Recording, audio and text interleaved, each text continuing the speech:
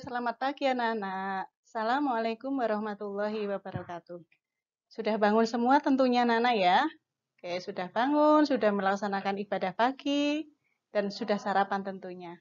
Oke anak-anak, pagi hari ini mata pelajaran kita adalah IPS. Ya, di kelas 8 ini Bu Sumiati perdana ya untuk tatap muka karena kemarin sudah diisikan oleh Pak Awe atau Pak Andreas Witoto. Kita mulai ya anak-anak ya. Untuk materi pagi hari ini yaitu materi interaksi keruangan antar negara-negara ASEAN. Oke. Tentunya sudah dijelaskan oleh Pak Andreas Witoto tentang interaksi keruangan dalam kehidupan di negara-negara ASEAN. Ya. Tetapi Bu Sumiati di sini akan mengulas ya tentang interaksi keruangan di negara-negara ASEAN. Sebelum kita jauh nanti Ibu terangkan, saya berikan dulu video tentang interaksi keruangan negara-negara ASEAN. Anak-anak tolong diperhatikan ya, karena setelah ini Bu Sumiati mau jelaskan lagi dan tentunya di akhir materi akan ada tugas yang harus kalian kerjakan. Selamat menikmati anak-anak.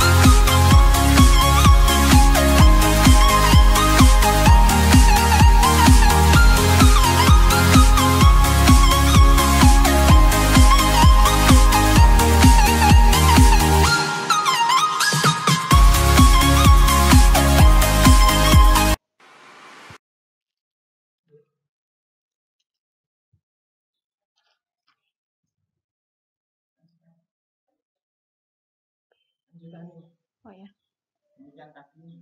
Demikian tadi anak-anak video yang sudah kalian saksikan. Begitu gamblang ya anak-anak ya. Dari mulai interaksi antar ruang, mulai dari negara-negara ASEAN ya. Tentunya kalian masih ingat ada 10 ya negara-negara ASEAN yang di situ masing-masing memiliki kepentingan semuanya karena tiap-tiap negara mempunyai kebutuhan masing-masing. Nah, anak-anak, video yang Ibu tampilkan tadi, kalian bisa pelajari ya. Jadi setiap tatap muka akan saya tampilkan lagi video tersebut dengan penjelasan yang Ibu berikan nantinya. Itu anak-anak yang saya berikan untuk videonya. Selanjutnya akan saya jelaskan sedikit dari video yang sudah kalian pelajari tentang interaksi antar negara-negara ASEAN. Interaksi itu apa anak-anak? Kalian tadi sudah belajar kan? Saya ulang lagi ya. Interaksi itu hubungan ya yang dilakukan antar negara-negara ASEAN dalam kerjasama dan dalam pelaksanaannya. Artinya dalam pelaksanaannya kerjasama baik di berbagai bidang kehidupan yang dibutuhkan. Yang berikutnya, tentunya dalam interaksi antar negara-negara di ASEAN dalam berhubungan dalam melakukan kerjasama ini ada faktor pendorong dan penghambatnya. Yang pertama yaitu faktor pendorongnya apa anak-anak? Yaitu kesamaan dan perbedaan sumber daya alam. Ya, jadi masing-masing negara ASEAN itu memiliki persamaan dan perbedaan berdasarkan kepentingan ya di negara tersebut. Misalnya Indonesia, tentunya Indonesia itu dalam mengkondisikan seluruh warga masyarakatnya, negara memiliki aturan. Ya, contoh, Indonesia membutuhkan kerjasama di bidang ekonomi, politik, sosial, budaya dengan negara-negara luar. Di dalam negaranya sendiri, tentunya Indonesia mengkondisikan bagaimana stabilitas ekonomi dan stabilitas keamanan itu akan berjalan dengan baik. Ya. Kesamaannya apa? Sama-sama membutuhkan kebutuhan. Tentunya kebutuhan yang dicari, yang dibutuhkan itu berbeda-beda berdasarkan kepentingan masing-masing negara tersebut. Ya. Kesamaannya apa? Kesamaannya adalah masing-masing wilayah. Ya. Wilayah itu memiliki kondisi geografis, ada yang sama, tentunya juga ada yang berbeda. Ya. Contohnya apa? Misalnya, mengadakan kerjasama dalam bidang stabilitas keamanan dan ketahanan nasional. Apa itu anak-anak contohnya? Misalnya, ya, Indonesia mengadakan kerjasama di bidang keamanan dengan negara, dengan dua negara atau lebih dari dua negara. Masih ingat anak-anak? Kalau dalam kerjasama dalam dua negara itu bilateral, banyak negara itu multilateral. Oke. Tentunya negara-negara ASEAN dalam mengadakan interaksi antar negara ini juga memiliki faktor penghambat. Ya. Apa itu? Di antaranya di sini faktor penghambatnya yaitu contoh ideologi. Ya. Faktor ideologi itu merupakan faktor penghambat dalam mengadakan kerjasama dalam interaksi keruangan. Tetapi faktanya sampai saat ini anak-anak, tidak ada negara-negara ASEAN yang menutup diri. Itu contohnya dalam bidang ideologi. Konflik misalnya ya, konflik dan peperangan. Nah, itu merupakan faktor penghambat kerjasama antar negara-negara ASEAN. Mengapa demikian? Tentunya dalam suatu negara jika memiliki masalah, baik masalah peperangan dengan negara-negara lain dan di dalam negeri sendiri memiliki masalah, tentunya akan merepotkan dalam mengadakan kerjasama, baik kerjasama bilateral maupun multilateral. Berikutnya, anak-anak, kondisi peperangan dan keamanan ya yang terjadi itu ikut mempengaruhi kerjasama. Ya, misalnya kerjasama dalam bidang ekonomi. Mengapa? Mestinya bangsa Indonesia contohnya dalam mengadakan kerjasama bilateral maupun multilateral tentunya akan mengkondisikan terlebih dahulu ya bagaimana kondisi stabilitas politik keamanan di dalam negeri itu aman dulu. Baru kemudian fokus dengan kerjasama dengan pihak luar. Berikutnya, ada juga faktor penghambat yaitu kebijakan protektif. Yaitu apa itu kebijakan protektif? Kebijakan protektif itu adalah kebijakan dalam melindungi kepentingan di dalam negeri. Ya, jadi negara-negara yang ada di dalam negara ASEAN itu memiliki kebijakan-kebijakan tersendiri. Satu contoh di musim pandemi ini, negara-negara yang terkena dampak ya pandemi ini tentunya akan mengisolasi diri dalam mengadakan kerjasama dengan negara-negara yang lain. Karena apa? Karena faktor kesehatan itu merupakan faktor yang terpenting dalam mengadakan kerjasama dengan negara-negara lain. Perbedaan kepentingan negara, ya. Jadi tiap-tiap negara itu memiliki kepentingan sendiri-sendiri, ya. Baik kepentingan ekonomi, kepentingan politik maupun kepentingan sosial budaya. Demikian anak-anak untuk pertemuan di pagi hari ini. Jadi materi yang sudah Ibu berikan bisa dipelajari dalam video yang sudah Ibu berikan tadi. Setiap tatap muka yang akan datang nanti bisa saya hadirkan lagi video tersebut dengan sedikit materi yang Ibu jelaskan. Nah, berikutnya akan saya berikan tugas untuk kalian, ya, tidak banyak-banyak anak-anak, ya, nanti tidak melengah kalian, cukup 3 saja ya. Yang pertama, yaitu jelaskan definisi keruangan negara-negara ASEAN.